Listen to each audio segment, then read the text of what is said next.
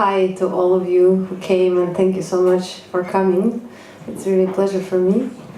I will introduce myself anyways, because maybe some people don't know so much from where I am and what I do. So, as you can see, my name is Viktoria Sorochinski.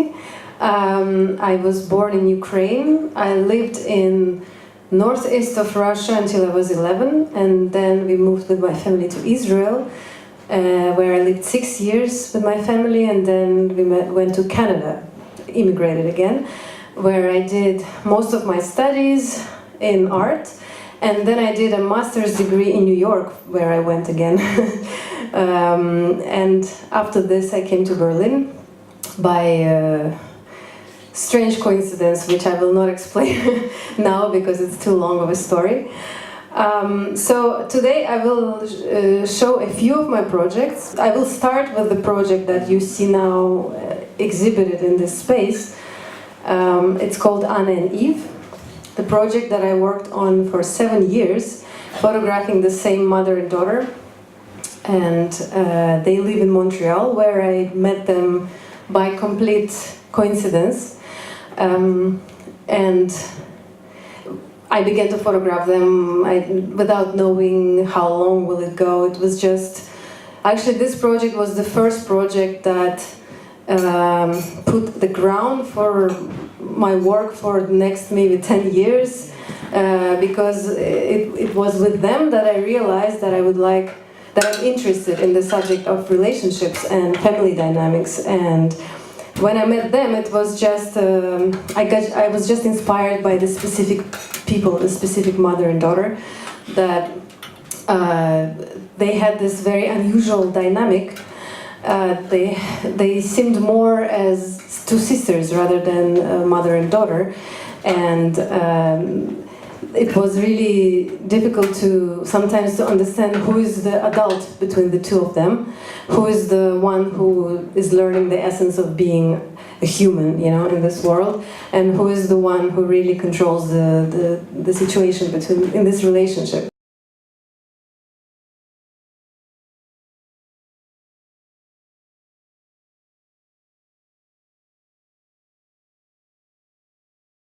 Because I was not living most of the time in Montreal when I was photographing this family.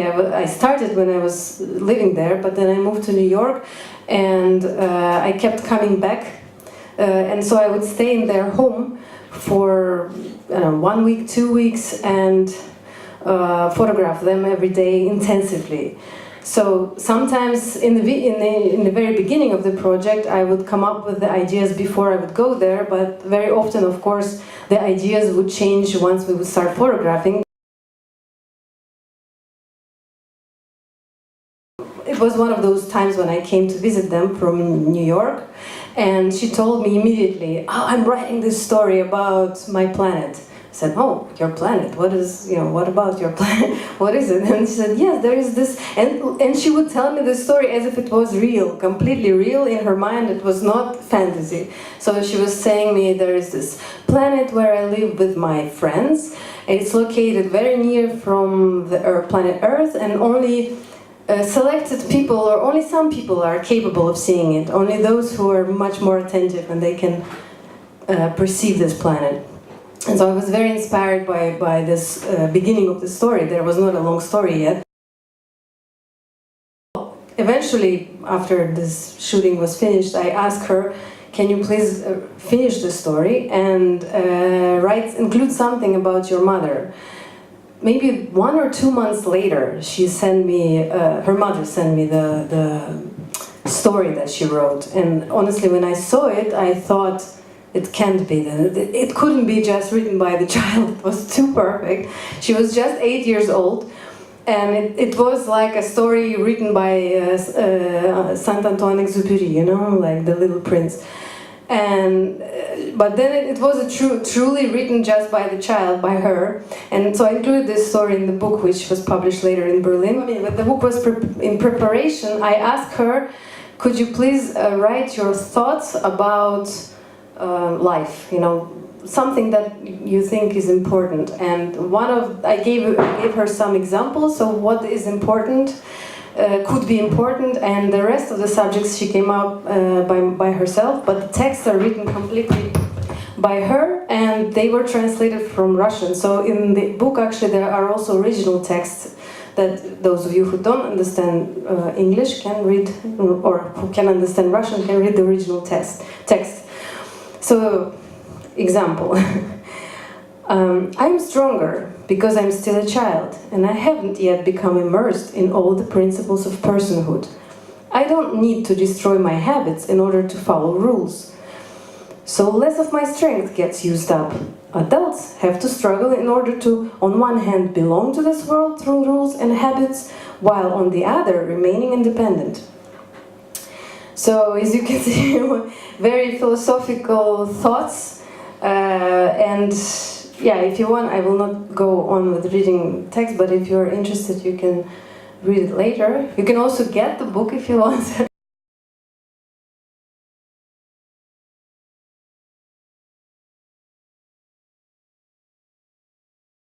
There was also a very short video of 2 minutes where, which is also part of this project, where you can see their voice, hear their voices behind the scene, and actually hear this video is in Russian with English subtitles. So it was made from real disputes between the mother and daughter that I recorded while photographing them, and then I created this video from a few excerpts from this fights or disputes that they had.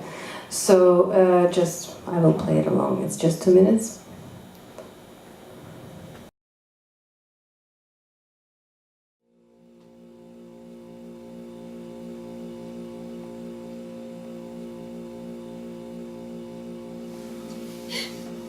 Что, рыдать будешь? Ты так и не извинилась до сих пор. Ты испортила.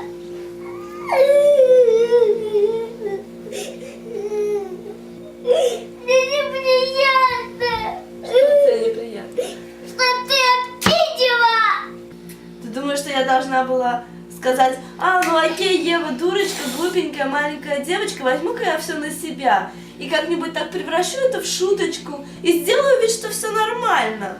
Ты думала, я так буду делать? Нет, по-другому. Просто не надо ругаться, не надо рычать. И не надо шутки злые говорить. Я тебя просила, пожалуйста, я уже умоляла тебя. Ты видела, что я уже готова сделать что угодно. Я должна была уже, могла бы уже сплясать перед тобой, чтобы ты вела себя нормально. Я хорошая и нормальный человек. Да какой ты человек? Я человек. Ты человеческие правила не знаешь.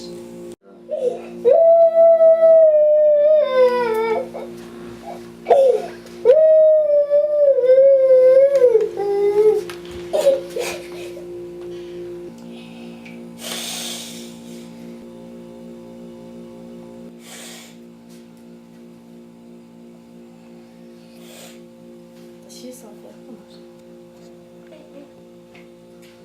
Все. Не шмыгай. Все. За что? За то, что я сама ругалась. Когда больно людям становится, они всегда думают, что эти люди, те, которые это сделали, они специально сделали. Во-первых, я не хотела сделать больно. Я же тебе говорю честно, я не специально. Окей, я не специально. Не плачь. Ладно? Окей, все, спать, да. Спи. Спи.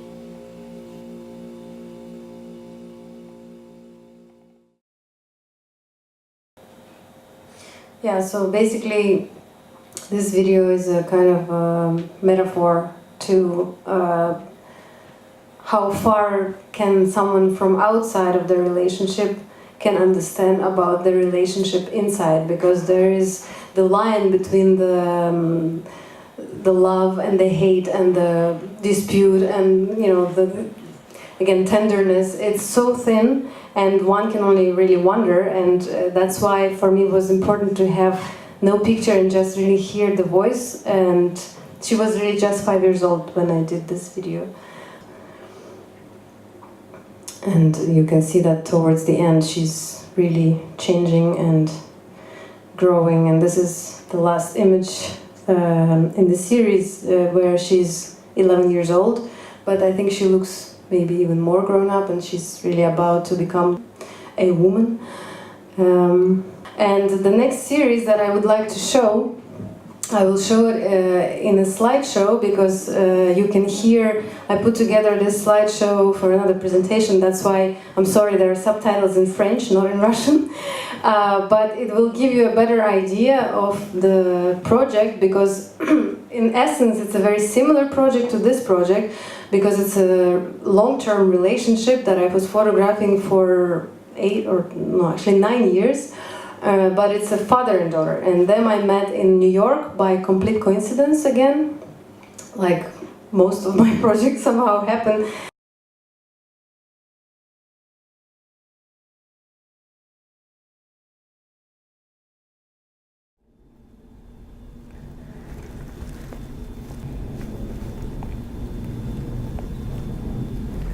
I always wanted a son. Not a daughter, really. But, you know. My dad never had a mustache when I was growing up. Otherwise, I guess I had everything a kid would want. We went to Disney World. Santa brought everything I asked for. But for some reason, it just wasn't enough. I guess I was very lonely. I was an only child, and I always wanted a little brother or sister to play with. I guess this childhood never really ended. As I became older, I just became more weak and pathetic. But one day, I thought, I'm going to give birth to a son who's going to guide me out of this cesspool. He's just going to be a maniac, a beast, and he's going to just break through all the things I've set up, the prophecies, failures that I've set up for myself. He is going to be the strong one. He's going to carry me out. And I thought I was there. I swore I was there.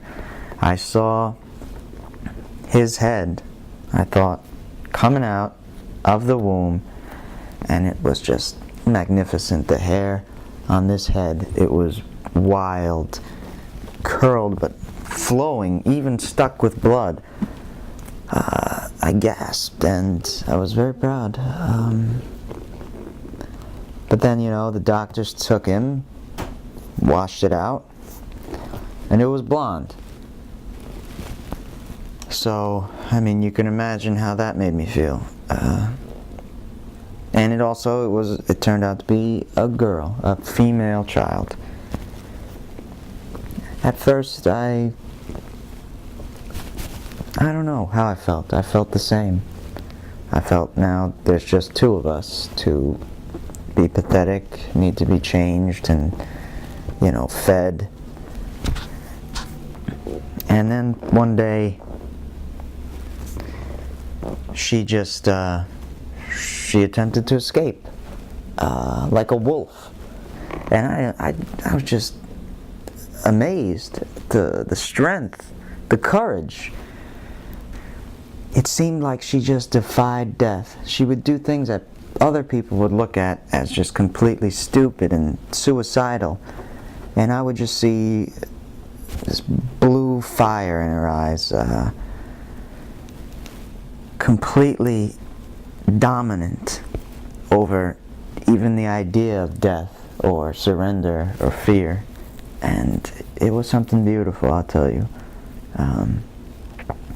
But not that I could just beg to be a part of it, you know. I was supposed to be the father figure anyway, so I would try to discipline and be screaming, viciously barking at her, you know, eat your macaroni! And then, she wasn't there as much anymore. And I was all alone. When I saw her again, she was just weak, pathetic, really. Reminded me a lot of myself. So now I returned into this babbling, inane place inside my own mind, with nobody to scream at, nobody to reflect anything to me. It was complete darkness, and I certainly was no longer a man. I don't know what I was.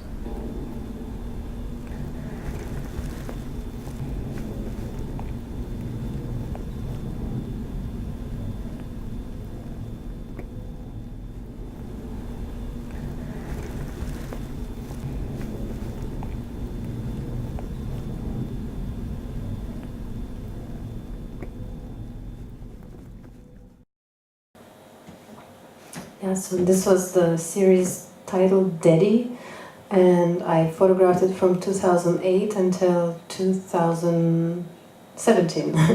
And maybe it will be even continued slightly. So we had always like these gaps in between, unlike the Anna and Eve series, which was more constantly in progression. So I'm also planning a book with this series, but when exactly will it come out, I don't know. Maybe this year, I don't know. And for the next series that I would like to show you is called Silent Dialogues, and this is my current ongoing project that portrays different families. And each picture, unlike the previous two projects where I followed the same subjects for over a duration of many years, here each picture is a different family, different relationship, different dynamic. And it's also a little bit different way of photographing, because in previous projects I always have a possibility to develop a deeper connection with my subject. So it's not like a instant, it's not an instant moment where I have to come up with an idea and make something, and that's it. So in the previous works, I have always more time to develop something. Here, it's exactly opposite. I very often don't know the people so much. I come to their home, I get to know them a little bit within 2-3 hours maximum. I create the picture where I'm aiming to portray something important between them. It's called Silent Dialogues because it's portraying a kind of moment of self-reflection.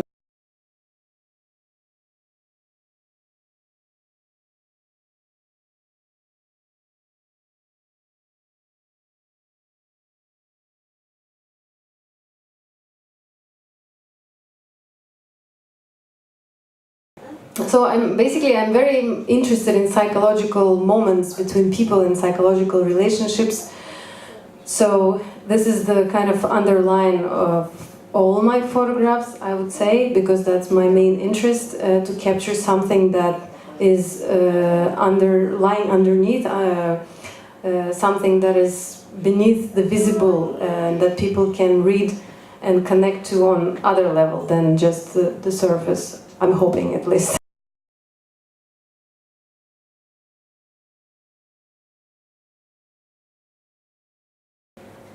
So this is a project that I started in Berlin, and it's about a family that is very dear family to me, that we became friends. Many of you know.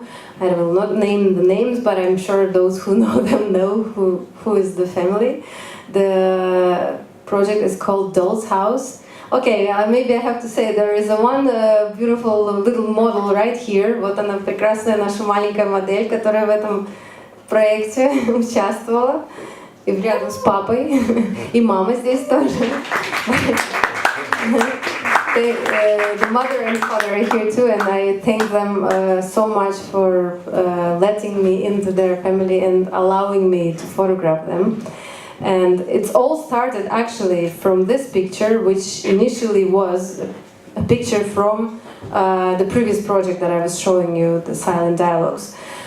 So I did not have the really aim to continue and photograph and, you know, make it as a whole project. It always happens spontaneously somehow, you know, and it's always, if it works, it works, if it doesn't, it doesn't. And then the energy was falling correctly, and I kept coming. Often they invite me to their home, and so I had the chance to witness their beautiful, magical home and family. And yeah, so this is the beginning of the story. And then I think this project became kind of more dreamy and more narrative, maybe because of the feeling that I get from this home and the family.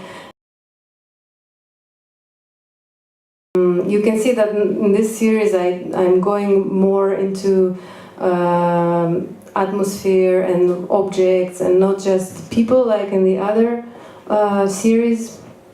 And again, because my feeling is that this home is living its own life, and not just the people, not just the real people, and also the dolls and the objects, and the home itself has a kind of life on its own. So that is why I'm interested not just in the living characters, but also in the other side of this environment. And Lucia, who is, I think, becoming one of the main characters, Lucia, которая стала у нас главным героем этой серии, she creates many of the situations by herself, and it kind of happens spontaneously. So most of the things that you see there is not planned. And like this moment, for example, is where she came with these glasses, and then the older daughter, Leah, who's not here today, she made this, you know, hair on the father's head, and it all just happened. It was just happening in the moment of conversation and wine drinking, you know, like just goofing around basically. And this picture happened. This is again a picture which was created basically by Lucia, who put together, да, Люченька, это ты поставила стульчики так. She put these chairs like a train. And как поезд, правильно, точно, молодец. Like a train, she put these chairs, and I saw it, and it was just wonderful. So I took a picture. So it's a collaboration, you know, basically it's a collaboration between the children, the parents, myself, and all together it becomes a project. I'm actually particularly excited about this series because it's so organic and spontaneous, much more than the other projects where I was planning much more or kind of trying to stage much more. Here it's really kind of going with the flow, basically, and I like this feeling, and it's it's all happening in real life and in real time. And I think also because Elichka is creating so many beautiful costumes for the children and dressing them up. Эля говорит про то, что ты так красиво всегда одеваешь своих детей, сама так красиво всегда одеваешься и вообще создаешь такую атмосферу в доме. She creates this beautiful atmosphere in the home, so it becomes more and more inspiring every time. And okay, so now the last thing that I wanted to show you guys is the series that I photographed in Norway. It's a more kind of a fairy tale, basically, that I created during artist residency. It's called Brother and Sister.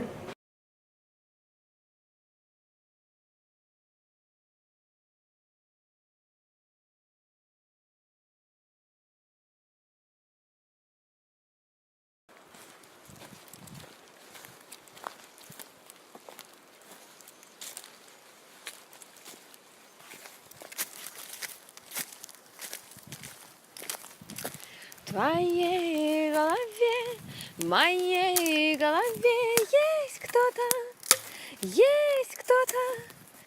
In my hand, in your hand, there someone, there is someone foreign.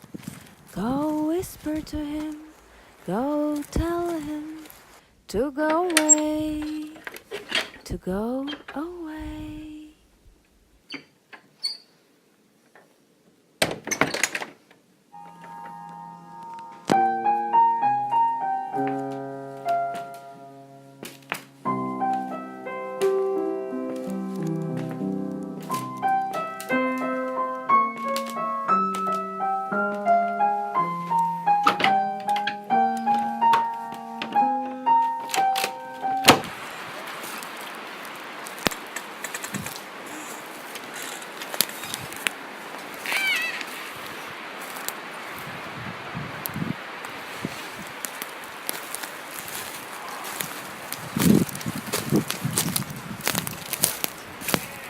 I had a dream as if I'm still a little girl and I am returning to my parents' house, and this house is personified in the form of a large village house, and it is as if my sister still lives there, but I, for some reason, was ousted from there.